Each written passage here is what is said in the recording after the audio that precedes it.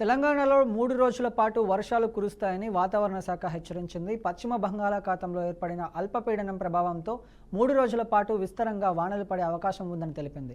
పలు జిల్లాల్లో మోస్తరు నుంచి భారీ, కొన్ని చోట్ల అతి భారీ వర్షాలు నమోదవుతాయని వెల్లడించింది. ప్రజలు అప్రమత్తంగా ఉండాలని అధికారులకు సూచించారు. రాజన్న సిరిసిల్ల జిల్లా, మెదక్, సంగారెడ్డి, ములుగు, భద్రాద్రి కొత్తగూడెం జిల్లాల్లో భారీ వర్షాలు కురిసే అవకాశం ఉన్నాయని వాతావరణ శాఖ ఎల్లో హెచ్చరికలు జారీ చేసింది. సముద్ర మట్టానికి 7.6 కిలోమీటర్ల ఎత్తులో ఉపరితల ఆవర్తనం కొనసాగుతుందని వాతావరణ శాఖ అధికారులు వివరించారు.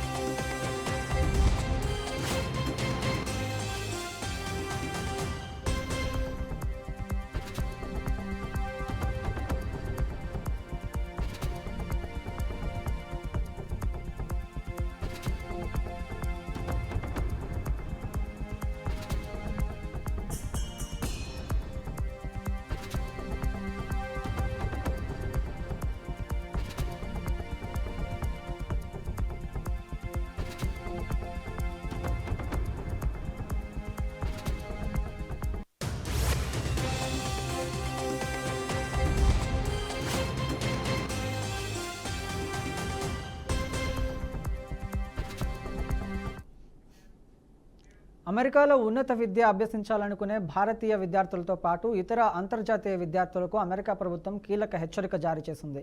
స్టూడెంట్ వీసా నిబంధనలను ఖచ్చితంగా పాటించాలని, లేని పక్షంలో తీవ్ర పరిణామాలు ఎదుర్కోవాల్సి ఉంటుందని స్పష్టం చేసింది. తరగతులకు సరిగా హాజరు కాకపోవడం, చదువుతున్న విద్యా సంస్థకు సమాచారం ఇవ్వకుండా కోర్సు నుంచి వైదొలగడం వంటి చర్యలు పాల్పడితే విద్యార్థుల వీసాలను రద్దు చేస్తామని హెచ్చరించింది. అంతేకాకుండా భవిష్యత్తులో అమెరికా వీసాలు పొందే అర్హతను కూడా కోల్పోయే ప్రమాదం ఉందని భారత్లోని అమెరికా రాయబారి కార్యాలయంకు స్పష్టం చేసింది.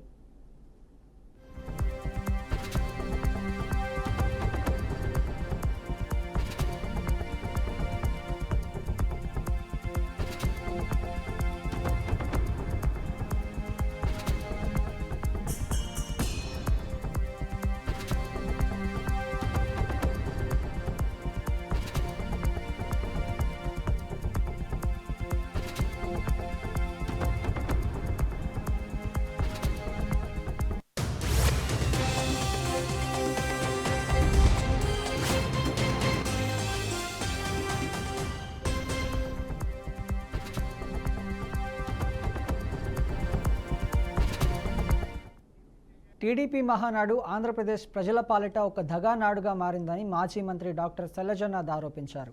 మహానాడు కార్యక్రమంపై తీవ్ర స్థాయిలో విమర్శలు గుప్పించారు. ఈ మహానాడులో ముఖ్యమంత్రి చంద్రబాబు ఎన్నికల హామీలను, పార్టీ విభేదాలను పక్కన పెట్టి పార్టీకి అతీతంగా రాష్ట్ర ప్రజలకు నెరవేర్చేలా తీర్మానం చేయాలని శైలజనాథ్ డిమాండ్ చేశారు. తెలుగుదేశం పార్టీ శ్రేణులు మాట్లాడుకుంటూ ఉంటే దారిలో వస్తూ ఉంటే జనాలు మాట్లాడుతూ ఉన్నారు, అది మహానాడా దగానాడా ఏంది డాక్టర్, ఏమైనా ఆలోచిస్తున్నారా మీరు అని మాట్లాడుతుంటే, ప్రజలు ఈ రోజున మీరు జరుపుకునే మహానాడుని ప్రజలకు దగా చేసిన దినంగా దగానాడుగా వాళ్ళు భావిస్తూ ఉన్నారు. అప్పుడు ఆలోచించాల్సి వచ్చింది, ఏంటి అసలుకి ఏం జరుగుతోంది ఇక్కడ అని. నిజంగానే నేను తెలుగుదేశం పార్టీలో ఉన్న నిజంగా ఆలోచించే వాళ్ళని, అట్లాగే మంచి వాళ్ళని కూడా అడుగుతూ ఉన్నా, ఒకసారి టీడీపీ పార్టీ ఆవిర్భావాన్ని మీరు గుర్తు తెచ్చుకోండి. నందమూరి తారక రామారావు గారు పార్టీ పెట్టి అధికారంలోకి వచ్చాడు. అసలే ప్రజలే దేవుళ్ళని ప్రకటించి ఆయన రాజకీయాలు చేస్తూ వచ్చాడు. సరే, దాంట్లో ఆ రోజున మేము అలాంటి వాళ్ళం కూడా ఆ రోజు వామపక్ష విద్యార్థి ఉద్యమాలు ఉన్నప్పుడు మంచి చెడుల విచక్షణ అక్కడ ఉంది ఆ రోజున. కాకపోతే మిమ్మల్ని అడుగుతూ ఉన్నాను ఈ రోజున, who is the owner of, లేకపోతే who is the owner of this party? దీన్ని వారసుడెవడు? అది వారసుడెవడు? ఈ మధ్య ఒక సినిమా కూడా వచ్చింది, వారసుడెవడు? అసలు వారసుడేమో దిబిడని తిరుక్కుంటా ఉన్నాడు, ఇంకొకరేమో భారతీయ జనతా పార్టీపై పాపం అక్కడ ఉంచుతారో ఉంచరో, ఎప్పుడు పీకేస్తారో తెలియని అధ్యక్ష స్థానంలో అక్కడ ఇంకొక కూతురు. అట్లాగే రెండో మ్యారేజ్ చేసుకున్న, అఫిషియల్గా మ్యారేజ్ చేసుకున్నారు కాబట్టి ఆ పెద్ద ఆమె ఎక్కడ పాపం ఆమె బాధలు ఆమెవి. చివరికి జూనియర్ ఎన్టీఆర్ ఏం ఆఖరికి అవునా కాదా అని గొడవల్లో మళ్ళీ వాళ్ళకి గొడవలు పెట్టి వాళ్ళు అసలుకి ఎవరు వారసులు? వాస్తవానికైతే నేను చెప్పిన ఈ 3 పేర్లే కదా, నందమూరి బాలకృష్ణ గారి దగ్గర నుండి జూనియర్ ఎన్టీఆర్ వరకు కదా ఏమైనా వారసత్వాన్ని క్లెయిమ్ చేయగలిగింది. మీరు ఆలోచించరా? తెలుగుదేశం పార్టీ మహానాడు జరుపుకుంటున్నామని తెలుగుదేశం పార్టీ శ్రేణులు మాట్లాడుకుంటూ ఉంటే దారిలో వస్తూ ఉంటే జనాలు మాట్లాడుతూ ఉన్నారు, అది మహానాడా దగానాడా ఏంది డాక్టర్, ఏమైనా ఆలోచిస్తున్నారా మీరు అని మాట్లాడుతున్నారు. అంటే ప్రజలు ఈ రోజున మీరు జరుపుకునే మహానాడుని ప్రజలకు దగా చేసిన దినంగా దగానాడుగా వాళ్ళు భావిస్తూ ఉన్నారు. అప్పుడు ఆలోచించాల్సి వచ్చింది, ఏంటి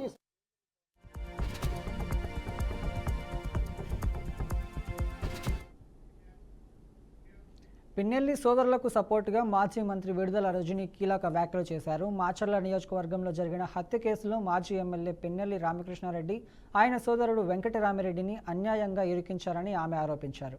పల్నాడు జిల్లా పోలీసులు రాజకీయ ఒత్తిళ్లకు తలొద్దిగి ఈ చర్యకు పాల్పడ్డారని విమర్శించారు. హత్య చేసిన వారు ఇద్దరు తెలుగుదేశం పార్టీకి చెందినవారేనని, ఘటన జరిగిన వెంటనే జిల్లా ఎస్పీ స్వయంగా ప్రాథమిక విచారణ అనంతరం వెల్లడించిన రజనీ గుర్తు చేశారు. వీళ్ళు వాళ్ళ యొక్క ఆధిపత్య పోరులో భాగంగా హత్య దాకా వెళ్ళి దీన్ని ఏ మాత్రం కూడా సంబంధం లేనటువంటి పిన్నెల్లి రామకృష్ణారెడ్డి గారికి వాళ్ళ బ్రదర్ పిన్నెల్లి వెంకటరామరెడ్డి గారిని మరి ఇందులో వాళ్ళకి సంబంధం ఉందని ఈ కేసులో వాళ్ళని చేర్చడం, వాళ్ళ పేర్లు ఎఫ్ఐఆర్లో నమోదు చేయడం అనేది ఎంత దారుణమో ఒకసారి చూడండి. మొదట్లో ఈ హత్యకు సంబంధించినటువంటి ఎంక్వైరీ కానీ ఎస్పీ గారు వెళ్ళడం కానీ వాళ్ళ ఫ్యామిలీ మెంబర్స్ కానీ, అంటే ఈ చనిపోయినటువంటి వాళ్ళ ఫ్యామిలీ మెంబర్స్ కానీ అందరూ కూడా ఇది రాజకీయ కక్షల వల్లే, టీడీపీలోనే వాళ్లకు ఉన్నటువంటి గొడవల్లో భాగంగానే ఈ హత్య జరిగిందని స్పష్టంగా అక్కడ ఉన్నటువంటి వాళ్ళ ఇంట్లో ఫ్యామిలీ మెంబర్స్ ఆడలతో సైతం చెప్పారు. అలాగే ఎస్పీ గారు కూడా అదే మాట చెప్పారు. ఎంబటే ఎమ్మెల్యే గారు ఎప్పుడైతే వెళ్ళారో, ఎమ్మెల్యే గారు వెళ్ళి ఈ హత్యకు ఈ ఎమ్మెల్యే గారు ఎక్స్ ఎమ్మెల్యే పిన్నెల్లి రామకృష్ణారెడ్డి గారికి అలాగే వాళ్ళ బ్రదర్ పిన్నెల్లి వెంకటరామిరెడ్డి గారికి సంబంధం ఉందని చెప్పి ఎప్పుడైతే మాట్లాడారో అప్పటి నుంచి ఇక ఎప్పుడైతే పొలిటికల్ ఇంటరప్షన్ ఇన్ఫ్లుయెన్స్ మొదలైందో ఇక ఈ కథంతా కూడా వీళ్లకు సంబంధించిందైనా టీడీపీకి సంబంధించినటువంటి వాళ్ళ మధ్య వచ్చినటువంటి భేదాల వల్ల జరిగినటువంటి హత్య అయినా కూడా దీన్ని పిన్నెల్లి రామకృష్ణారెడ్డి గారికి వాళ్ళ బ్రదర్కి పిన్నెల్లి బ్రదర్స్ కంటగట్టి మరి వాళ్ళని ఇందులోకి లాగడం అనేది ఒక్కసారి రెడ్ బుక్ పాలనలో ఇది పరాకాష్ట కాదు. నిర్మల్ జిల్లా లోకేశ్వరంలో నూతనంగా ఏర్పాటు చేసిన కొమరం భీం విగ్రహాన్ని మంత్రి సీతక్క ఆవిష్కరించారు. ఈ కార్యక్రమంలో ఆదివాసీ నయాబ్ ఫోర్డ్ సంఘం సభ్యులు, మోతోల్ ఎమ్మెల్యే రామారావు పటేల్, మాజీ ఎమ్మెల్యేలు విఠల్ రెడ్డి, నారాయణరావు పటేల్ తదితరులు పాల్గొన్నారు. ఈ సందర్భంగా ఆదివాసీ నాయక ఫోర్డ్ మహిళలు మంత్రి సీతక్కకు బొట్టు పెట్టి సంప్రదాయబద్ధంగా ఘనంగా స్వాగతం పలికారు.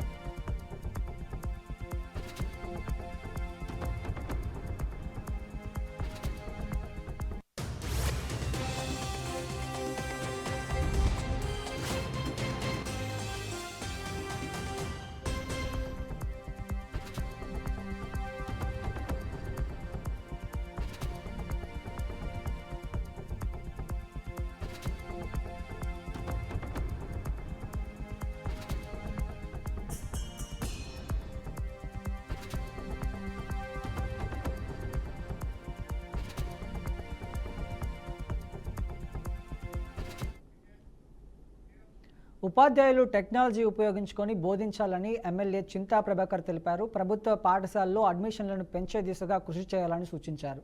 సంగారెడ్డిలో పోతిరెడ్డిపల్లిలో ప్రభుత్వ పాఠశాలలో ఉపాధ్యాయులు శిక్షణా కేంద్రాన్ని ఎమ్మెల్యే పరిశీలించారు.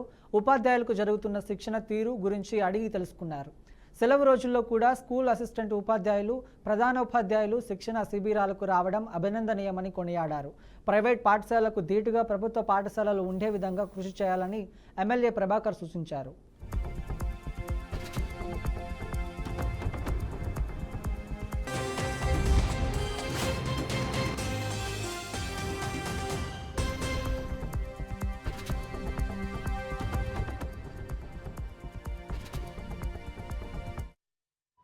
తరాలకి గుర్తుండేటట్టుగా విద్య బోధన ఏ రకంగా చేయాలి అనే దానికి ఈరోజు స్టేట్ నుంచి వచ్చినటువంటి ఈఓ గారు, అలాగే ఇంకా మిగతా సిబ్బంది వారికి ఆ విద్యా విధానంలో మరి ఏ ఒక్కరు నష్టపోకుండా తల్లిదండ్రుల ఆశయాలకు అనుగుణంగా ఉన్నతంగా తీర్చిదిద్దే బాధ్యత మన మీదే ఉంటుంది. ముఖ్యంగా ఏంటంటే ఈరోజు ప్రైవేటు పాఠశాలలు వచ్చి కొంత మనకి ఇబ్బంది కలిగిస్తున్నమాట వాస్తవం. మరి ఈరోజు మనకంటే ఏం గొప్పగా ఉండవు.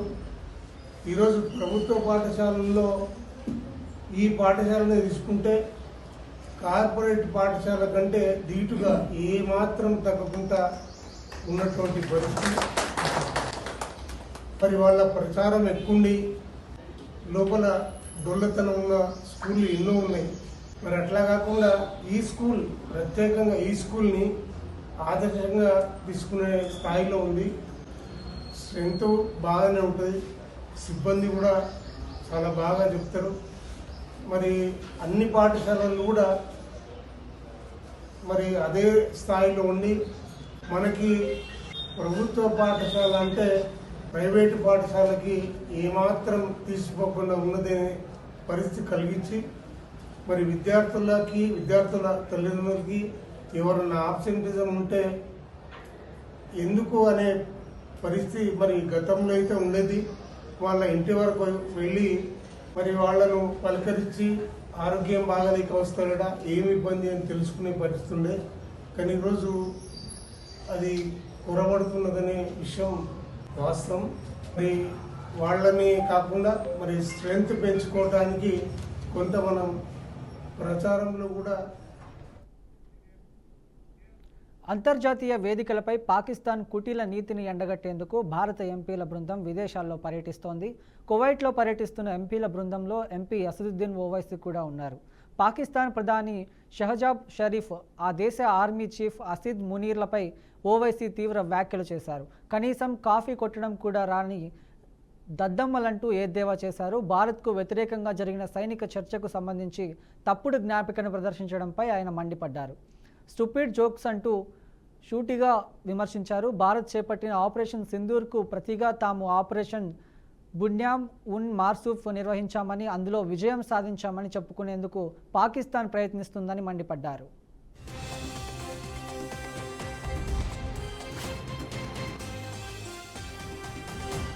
ఇవి ఇప్పటివరకు ఉన్న బులెటిన్ అప్డేట్స్. మరిన్ని అప్డేట్స్ కోసం చూస్తూనే ఉండండి బీఆర్కే న్యూస్ తెలుగు సత్తా.